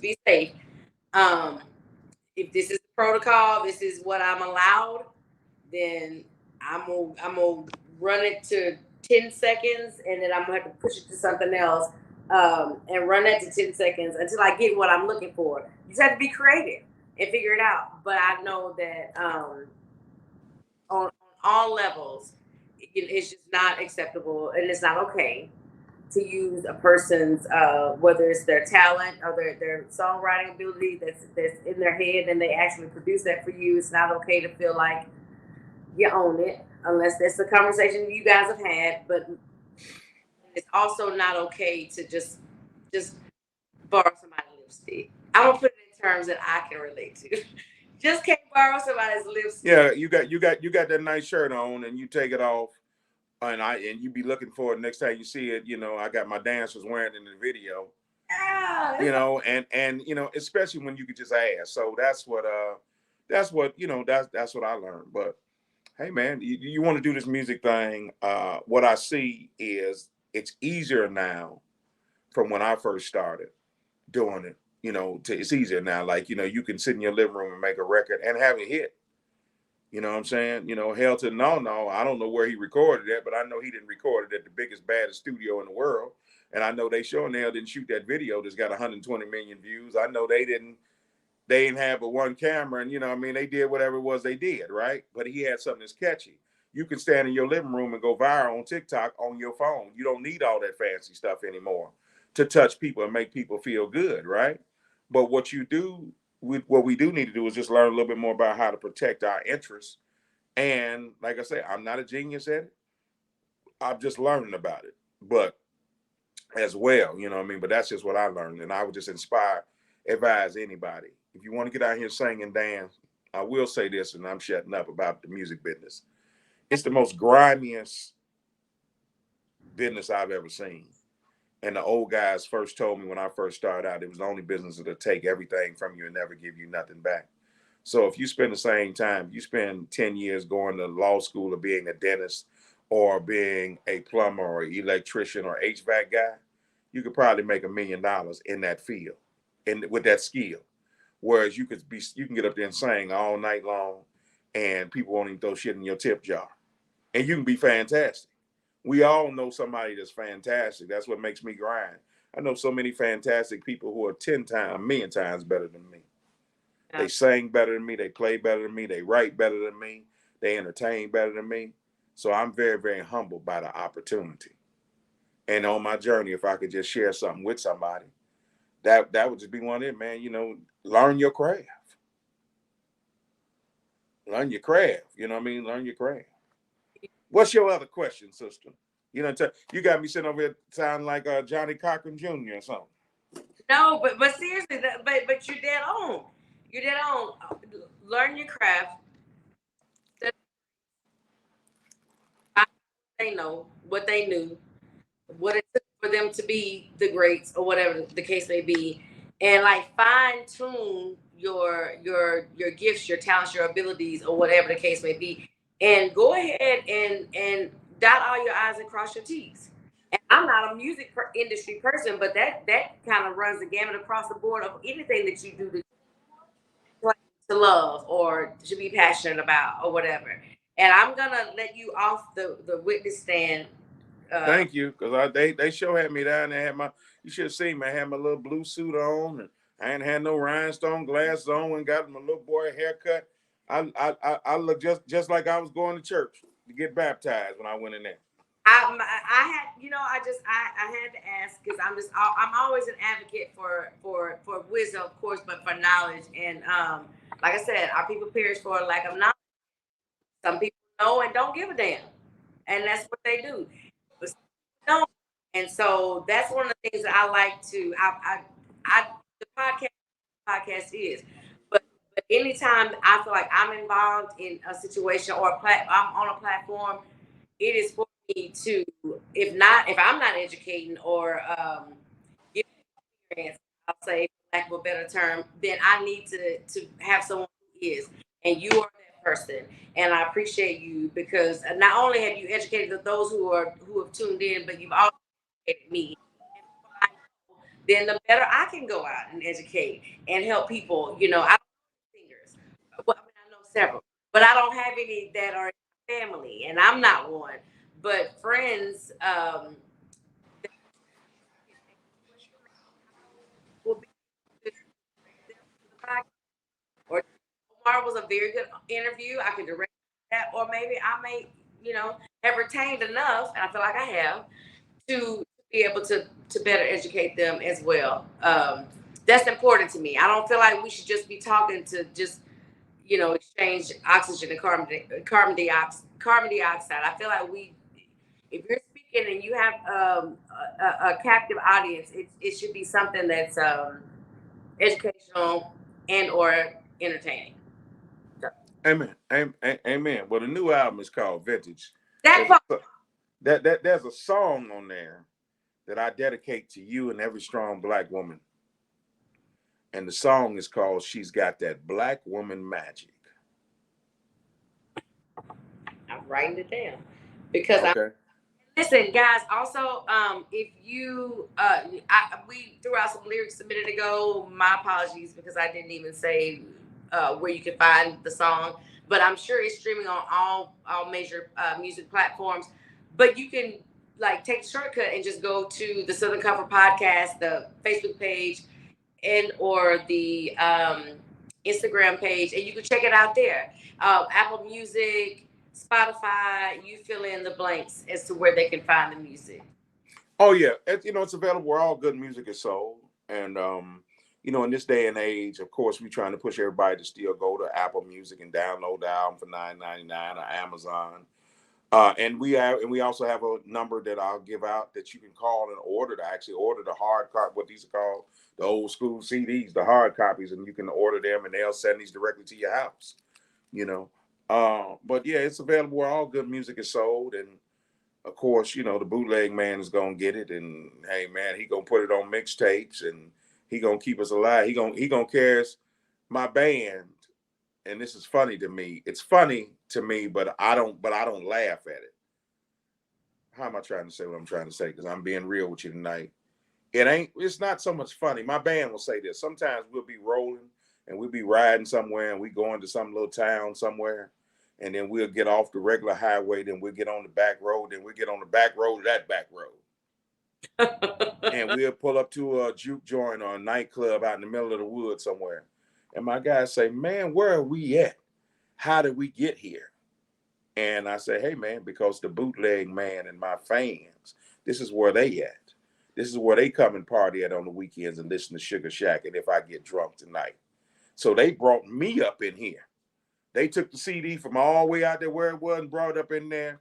You know, I have fans that are so hardcore with it that they'll take the music that I got fans that be up in the DJ booth with the DJ. Like, man, no, we want to hear that Big Rob, such and such, such and such. And they sitting there with their phone out, leaning to one side, trying to get Wi-Fi, trying to make sure that he played this specific record. Because that's how we really blow up out here. It's kind of like Tupperware and Avon. You never seen a whole bunch of TV commercials for either one of them, right? But the word of mouth, people saying, I love that Big Rob. That's why I take it so seriously. Because they ain't got to listen to me. They could just listen to Al Green or Johnny Taylor or the Isaac Brothers or R. Kelly or the Jackson 5. The list go on and on.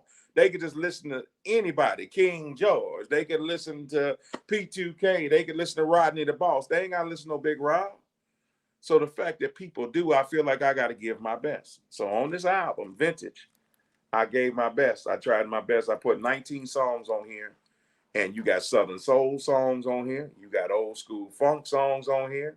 You got beautiful slow songs where I carried the drummer in there, my son, and I carried different drummers and brought in string sections just like they did back in the 70s and 80s and horn players and everything. I tried to put all of it into a great project because I want y'all to have the best music. But the song I wrote for you and every strong Black woman is called Black Woman Magic. Okay? You still got YouTube up over there that let you play music? Oh, absolutely. Then I want you to go type in Big Rob, Black Woman Magic. Because I carried my son to the studio and he's a drummer and I said, hey man, this is the beat. And boy, he was upset with me, but it's okay. He got them drums down. And me and my homeboy, Kurt Casey Clayton, we sit there and I sang the song and sang it and wrote the words and worked on it. And the song is called Black Woman Magic. And it's dedicated to all the strong Black women out there who have been lied to, who have taken some shit off of a man, who have raised them babies, who had to babysit their sister's kids and their mama had to babysit their kids. And y'all still out here shining. This is y'all's new theme song. You know what? Especially being that we are on the brink of Mother's Day, and I haven't said it because I know I won't get a chance to say it before Mother's Day. Happy Mother's Day in advance to all the moms, the bonus moms, the moms who carried the babies for 9 months or prematurely or whatever. You're all moms, and so kudos to you. Check this out. Okay, so this is off the Vintage album with Big Rob, and it's called Black Woman Magic.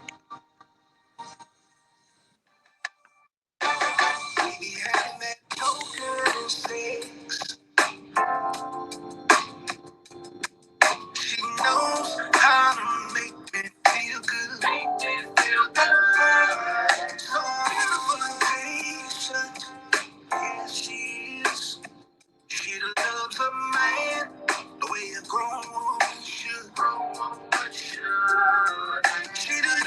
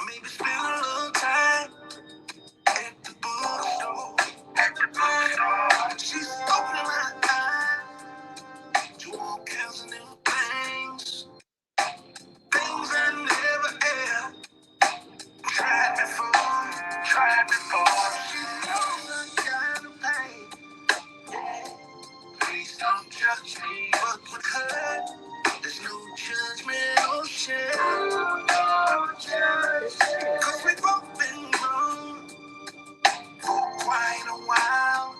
Just want you love. No time for games. No time for games. Black woman magic.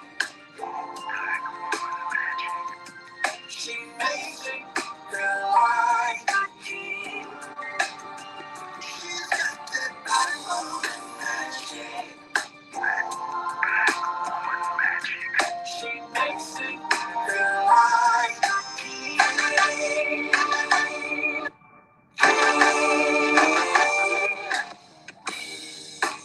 Yeah, you know, baby, it's a blessing to me. She got her own stuff. And our relationship is not about what I can do for her or what she can do for me, but what we can do for each other. I mean, she got me drinking more water, cutting back on the fried foods, getting more exercise. Baby, just good for me. When she goes to work, I'll be thinking about her. When I go on the road, I still be thinking about her. When I be laying in the bed next to her, I be thinking about her. Cause she's just so sweet. She's the man always thinking about her. Always thinking about her. I love it. We sounding all right? I love it. I love it. We don't get that enough. Wow. And when you say that enough, what is that enough? We don't get that. I can easily reach around here and pat myself on the back, but it's something totally different when you do it. And just acknowledge that just because we do it and it looks so easy, we make the shit look easy. Throw that invisible cape on, you know, and take care of you and the babies and all that. Sometimes, a lot of times, often it goes unnoticed. And even if it's unnoticed, it goes unacknowledged. Okay.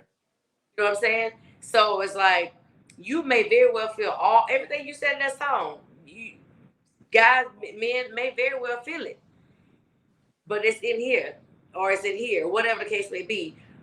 But it never gets here for us, so we don't hear it. And so, you did a thing. Well, thank you. I just wanted to, just acknowledge and just think about. And I got a fire video for it. We haven't put it out yet, but yeah, we got a heck of a video. Huh? You already shot the video? Oh, it's already done. Yeah, as a matter of fact, that was the first one that I shot 3 videos, and that was the first one I shot was that one. And yeah, it's just it may be a little different for my fans to see me because we out there, we having fun, but we are, drinking cappuccino and having a good time. And that's just my experience. Like I said, I just wanted to, my sister's a Black woman. My mother was a Black woman. My daughter's a Black woman. My wife is a Black woman.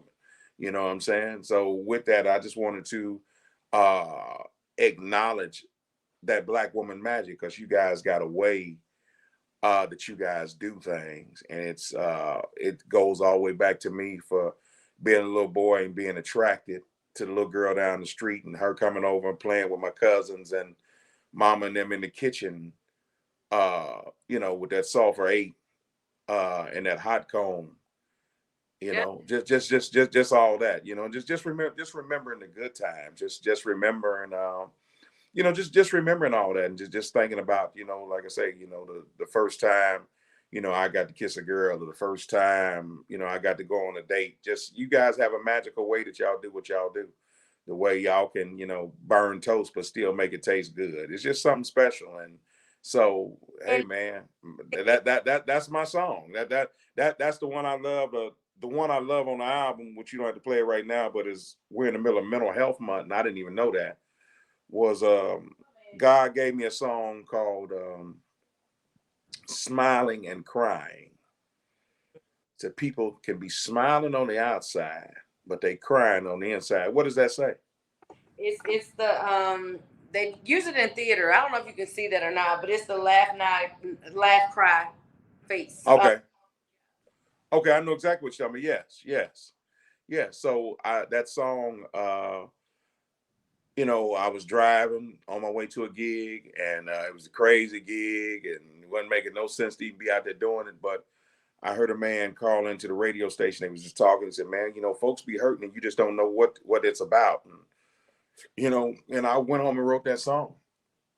You know, folks be smiling on the outside, but they crying on the inside. And it's a heck of a story. You know what I mean? It's a heck of a story. So I, you know, that's my actual ultimate favorite song on the album, Smiling and Crying. But it's yeah, and I just tell the story about that's what it is. And just be kind to somebody, man. You just never know, man. You just never know, man. You just never know. You know, you just never know. And that's the one thing I would say about the Big Rob movement is that I'm blessed to have songs. I got a lot of drinking and party songs. You know, on this album, I got a couple of them, Happy Hour and Let's Party. And I'm known for records like If I Get Drunk Tonight, Fill It Up, I Need a Drink. All those songs are very popular Big Rob songs. At the same time, I'm also known for songs like Please Don't Judge Me. And you just mentioned this weekend, Mama's Song. Be so many DJs, they're going to play Mama's Song with me and Shirley Murdoch. So that's the spiritual side. Yes. Yes. I'm glad you said that. You just gave me an idea. So, you know, so just, I'm just trying to make music that I'm not as good as Stevie Wonder. I'm not as good as Curtis Mayfield. I'm not as good as any of them guys that came before me. Those guys are fantastic, man. And I love what it is that they did. And I just want to try to carry on a positive tradition of making just some good music. You know what I mean? Just some good music that people can wash their car to, they can make love to, they can drink and party to. They can also sit back and just reflect.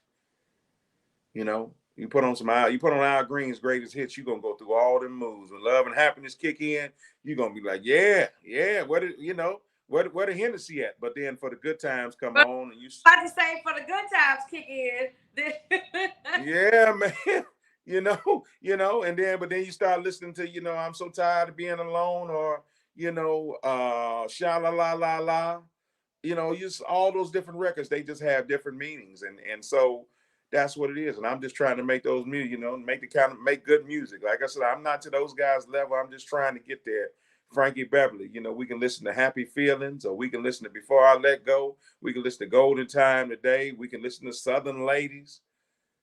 It's so many. Southern Girl, I'm sorry. We can listen to so many different songs and just strike up that mood. So that's what the Vintage album is about a mood of just making people feel good. I like that. And so when I do share the more songs from the album, I'll make sure that you guys understand exactly where he's coming from, which I'm pretty sure the album is self-explanatory or whatever. But I thought it was very creative that you use that word vintage, because we really don't hear that in regard to a person per se. It's normally like a movement, or like I said, a wine or something like that. So I thought it was very unique that you use that. Guys, make sure you go check out the album. It's Vintage, 19 tracks, and just put it in and hit play. I haven't listened to the whole album yet, but okay. I'm tonight as I'm taking off makeup and all that stuff, because I'm intrigued to listen. So make sure you check it out. It's on all major music streaming platforms, or of course you can just buy the album. Called what's the number? The number is area code 760. Okay. 710 7188. And that's for my people who aren't gonna download or don't have Google Play or don't have Apple Music. It's okay. It's CDs are still a thing, and that's fine. And I don't know about USBs or whatever, but nonetheless, that's probably the cornerstone man with USB. So. Well, yeah, and we'll have some at the Big Rob show as well, because that has been a big thing. The people need whatever way they need to get my music. What can they look forward to from you before we get out of here?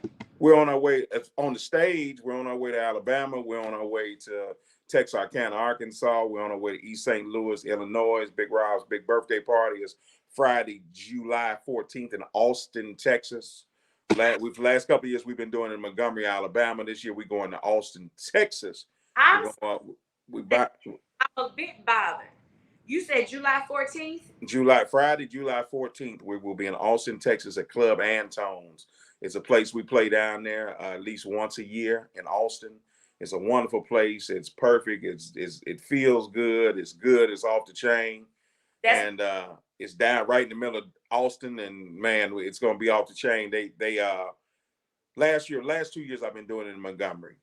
And special shout out to all my folks in Montgomery. But they asked me at the end of last year when they heard about it, they said, man, next year promises you'll do it here. So we said, we'll try it this year. So we're going to go to Austin, Texas. We're also going to Richwood, Louisiana, Montgomery, Alabama, Dothan, Alabama, man, a bunch of places, Camden, Alabama. We got quite a few of them in Alabama. Then we're going to come back and do some stuff in Columbus, Georgia. So yeah. We out here, we out here doing it. I got a whole new band, a whole new show. So just when you thought you've seen it all from me, get ready for something totally different, but uniquely entertaining. And so, I'm just challenging myself to give my best and let my light shine.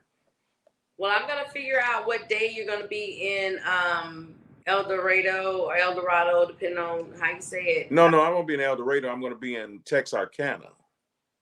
Well, see, dude, when? Texarkana is Father's Day weekend, the Saturday night before Father's Day. It's a free show. And Texarkana, Arkansas, myself, along with Donnie Ray, this wonderful young lady named Keeta has got an MC because I want her to come MC and bring that charm. She's gonna bring my little nephew. He's gonna bring bring his baseball glove with him. I'm gonna see if he's really the best first baseman and right fielder the world ever offered. There you go. You got what I'm saying, and so yeah, but no, it's going down, and they need me to come do a show. All they got to do is just find me. It's all on all social media.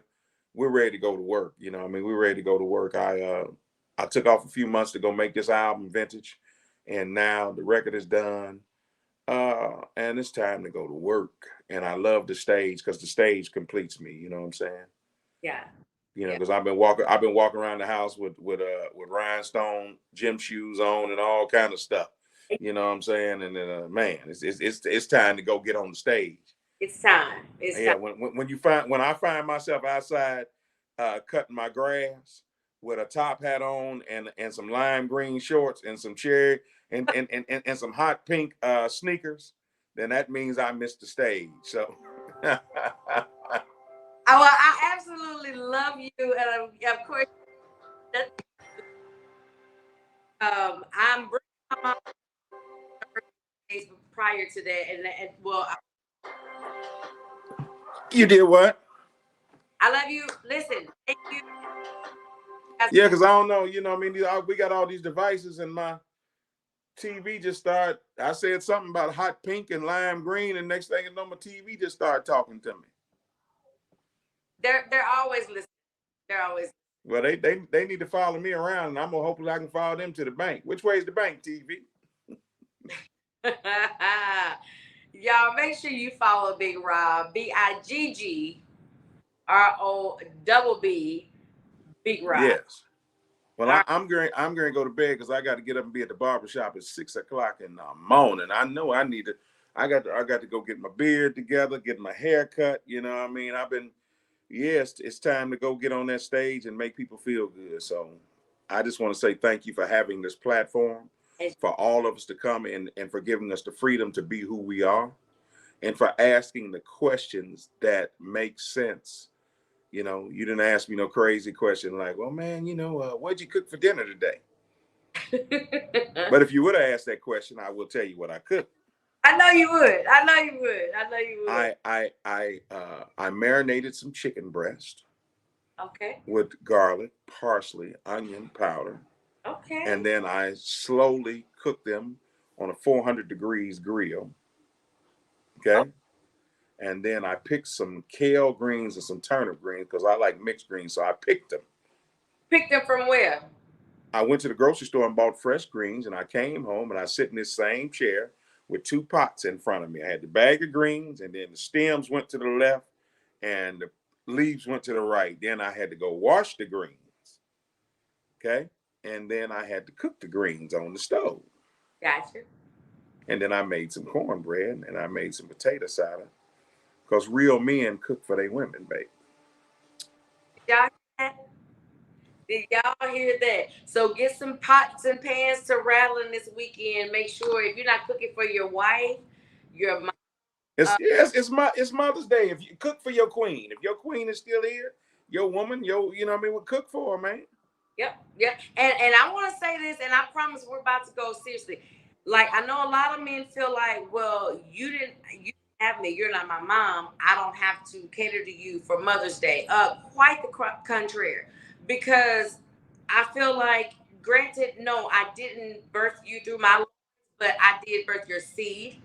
And so while you may not want to, or may not feel that it's your place, it is though, to show appreciation or whatever the case may be, equip your child to, even if you're not with that woman, that's okay. That's fine. She still does her job, and she still takes care of your kid. So, put some money in your kid's pocket. You ain't gotta go dine with her. That's fine. We really probably would prefer you not. But at the end of the day, it means the world to us for you to just say, hey, Junior, here, make sure your mom is good. Open the door for her. Make sure that she doesn't walk on the side of the road. She walks on the sidewalk. Okay. And when the check comes out, you make sure you handle it. All right. You take care of it. She may have to sign, but you make sure that you take care of it. Like, allow that young man to take your ex, whatever the case may be, baby mama, take them on a date.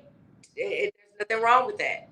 I think we should reciprocate. This is not one sided with me. All right, I'm done. Well, I just want to say this: smart men do smart things. So whatever that means, and then man, I've been on both sides of, well, not so much, when I was a younger man, I just, it's too easy to do what's right. It's just too easy to do what's right, man. You know what I mean? It's just too easy to put a smile on somebody's face rather than make them cry. I mean, we're capable of doing both of those things. So let's just challenge ourselves to be a little bit kind to each other, because you never know who's smiling on the outside and crying on the inside. So if you got a chance to make your baby mama feel good, even though, because at some point, if she's your baby mama, I do have to ask this question. She didn't how did she get to be the baby mama? Because at some point you said something to her that made her want to. At some point, you liked them. At some point you liked it, and if you never liked it, you just liked what she was bringing to the table at that time. But smart men do smart things. Like it's too easy to go get it's just too easy to buy a nice little gift and just show them some decency and some respect. Now, of course, let me say this, because I was raised in a household by parents who taught me there's two sides to the story. Baby mama and all of that. Be a little bit kinder too, because through the process of it, it's not easy being a dark-skinned fella out here. It's not easy being a black man walking out here with that bullseye on your head and all on you all day long. It's not easy. So, you know what I mean? But you guys had you ladies had that black woman magic. So use it. You know what I mean? If we just be a little bit kind to each other, I think the world is just a better place. You know what I mean? That's just, if we all just be just a little bit kinder to each other, just a little bit kind to each other, just maybe consider what somebody else is going through. Right. So tomorrow morning when we up driving and we trying to get to work and I'm trying to get to the barber shop and that person cut me off, as much as I'm gonna want to say everything I'm gonna say, I'm just gonna smile and say a prayer for them. Right. You know what I mean? Good, but I'm just gonna smile and say a prayer for them, because they may be rushing to the hospital because they getting a bad report about somebody they love. You know? No, and I give people the same grace, the same tolerance that you claim for yourself. Like, you just don't know. And this is another conversation for another time. But it's so easy to say, well, you don't even know what I'm going through. You don't. But you don't. And let me say this, because I did play a little sports, and one person can get tackled and get up, and there's no repercussions for that. Another person can get tackled half as hard and have a major issue, and we're human beings. And so that's the biggest thing, what I mean? There's a song on this album called Bring Back the Love. And that's what we need. Just bring back the love. Let's just have a little bit kind word, because even with baby mama drama, I'm surrounded by, between my musicians and employees and stuff, I'm surrounded by so many folks who had major baby mama drama. I didn't have any. I was blessed not to have any, right? But so many of my loved ones have. And with that baby mama drama, it's just two things. Because I know men who are just what you just explained. I know guys who I've said to, hey man, Mother's Day is coming up. You gonna get old girl a car? I ain't getting her nothing. I ain't I'm like, man, that's why y'all have had the problems y'all got, because she don't feel like you got any love or respect for her. Oh, the hell with her. She sent me to child support court. It's like, homie, I got kids. If I just had a set amount of money that I could have paid, if I could just looked at my kids and said, well, all I got to pay is $50 a week for y'all, and that I'm off the hook. Man, these be real diamonds on these glasses right now. I'm like, child support court, like, I'm going to get you all way real. Men who pay child support don't pay as much money as the fathers in the house. Now, that'll probably go viral and cause some real questions, but I'm not ashamed to say that. I know, because let me say this, because how do you put a start and stop on how much you're supposed to give? Now, if you are a father who is paying, and I know a lot of men who's paying child support, and then when they go get their kids on the weekends, the kids show up with nothing but an appetite and empty pockets. So they're not just paying child support, but when they go get their kids, then they have to do all the rest of the father's duties. And when they ask about, well, wait a minute, what about the check that you get every month and I'm sending in? They like, man, please have a nice day. Yeah. Right. Have a nice day. But it all works better when we do what God called us to do. And that's just love each other, just having a kind word. So, like I say, I was blessed to raise mine, and I didn't do it by myself. And, we had help doing it, and lots of help. And it takes a village to do it. But man, I don't know what that feel like this year. I just paid $200 a month and I ain't got to see them. No, man, it don't work like that. They get to, I got to pick them up. I got to take them. I got to be there. You got to be daddy. Parenting is 24 hours a day, right? Ain't no on and off switch for that, is it? No, there is no on and off. We don't get to decide. And there are dads who are in the predominant parental role as well. So, but if you're that dominant or that main parental person, or in the main parental role, like, you don't get an off day, you don't get a sick day, you don't get to have a tired day. You just don't. I don't. Yeah, I know my mama didn't get no off day, and my dad didn't get one either. So, and when I started making children, I always moved on the premise that if I was going to do the crime, I had to do the time. And it's a beautiful thing. Praise God. I love my children. Shout out to all my wonderful adult children. I appreciate y'all, because they are adults. But at this point, and it's a beautiful thing. Family is a beautiful thing, but ain't no such thing as off day. Ain't no off day for love. That's a hook. Somebody should write that song. It ain't no off day for love. Love don't have no on and off switch to it, right? Like that. You can't take it off and pick up on Monday. The refrigerator. I've never been in somebody's house where the refrigerator had an on and off switch to it. That part. That part. So God bless y'all. The new album is called Vintage. Me and Keeta being here. Next thing we be, she be telling me about, what happened last Thursday with the man when she went to go take a trash out. She already told her she has a trash concierge. I don't even know what that means. Okay. I don't even know. I'm from the hood, Keeta. I don't know nothing about that. I was raised on collard greens and pinto beans and Vienna sausages and spam and bologna meat. What the hell is a trash concierge? Just come pick up the trash and do the dirty work, so I don't have to. That's it. Oh yeah. Well, hey, that's that. Once again, God bless you. God, you done good. Yet, as they used to say in old school, you done right by yourself, girl. You got somebody over there picking up your trash. Oh boy. Yeah. All right, y'all. With the old man going to bed, don't call me tomorrow. Ask me no questions about music and legalities, because I'll give you my lawyer's phone number. 1-800-CALL-JESUS. I love you, big Rob. We love you more. Be safe. Happy Mother's Day to you and to all the mothers out there, all the grandmothers, all the aunties, all the folks that feel appreciated and don't feel appreciated. And do something. If you get mama's still here, do something for her.